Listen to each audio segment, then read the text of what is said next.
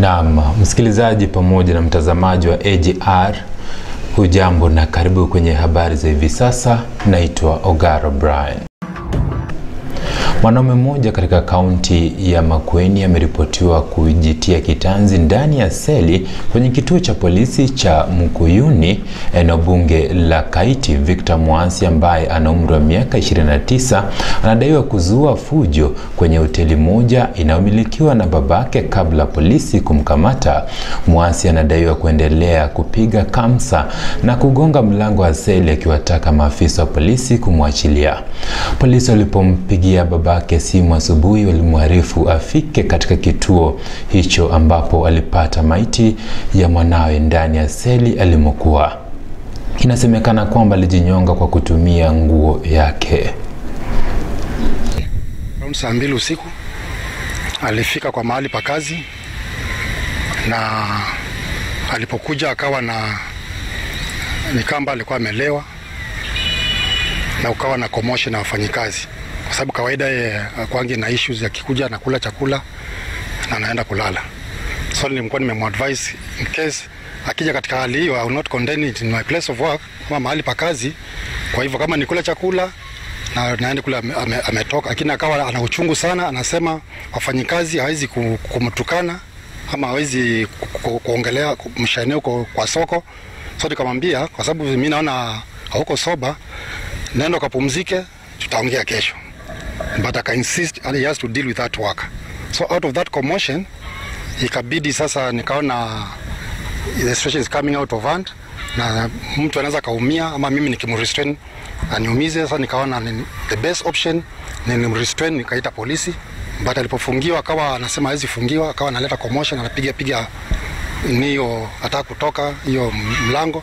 Tukasema akikuwa soba hapo ile amekunywa ama ni nini, tutaongea usubuhi. And that's I left at that point.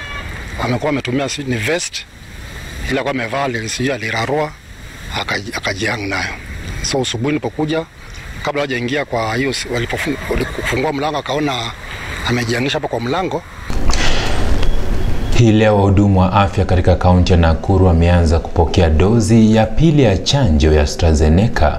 Afisa mkuu wa matibabu katika kaunti hiyo, Daniel Wainaina, amesema wamepokea dozi 8,500 huku wahudumu wa afya katika hospitali 50 kwenye kaunti hiyo wakipewa kipaumbele. Kaunti ya Nakuru ni ya pili katika orodha ya kaunti ambazo zimechanjwa ama zimewachanja wakazi wengi, huku watu 67 wakiwa wamepokea chanjo katika awamu ya kwanza.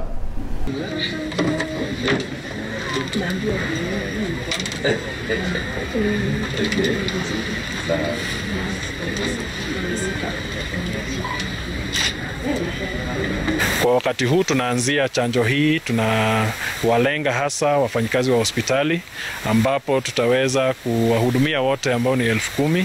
Ingawa tumepata vaccines doses 8,000 kwa sasa, tunatarajia tutazidi kupata, na katika kufikia mwezi mmoja ama around that time tutakuwa tumefikia wote ambao walipewa dosi ya kwanza. Tutaweza kuambia wananchi wakati watakuja kupata chanjo hii, na niwakumbushe kwamba chanjo hii inapeanwa katika vituo vyote ambavyo vilikuwa vinapeana katika awamu. Malizia ni kuwa huenda kukawa na upungufu mkubwa wa fedha katika kaunti wapo mfumo wa kielektroniki wa kusambaza fedha, yani IFMIS, utafungwa wiki hii ambayo ndio ya mwisho katika mwaka wa kifedha. Sekta ya afya itaathirika zaidi, kwani kaunti hazitaweza kununua dawa wala kuwalipa wafanyakazi hasa msimu huu wa janga la corona.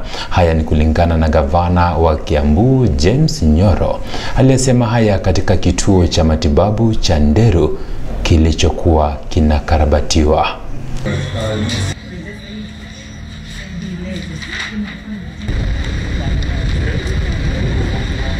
Hoping that by next week we should be able to receive our 2 months exchequer. We know that the last one, which is June, is always late, but otherwise it will be very difficult for us to manage, particularly if you cross the the IFMIS because of the financial year. for us to be able to have adequate drugs for the months of June, July, August, because we will probably be getting next lot of money in August or September. So we have to have enough stock to beef up so that we can cope with this season. You know, unfortunately, this also happens to be the season when a lot of hospitals get.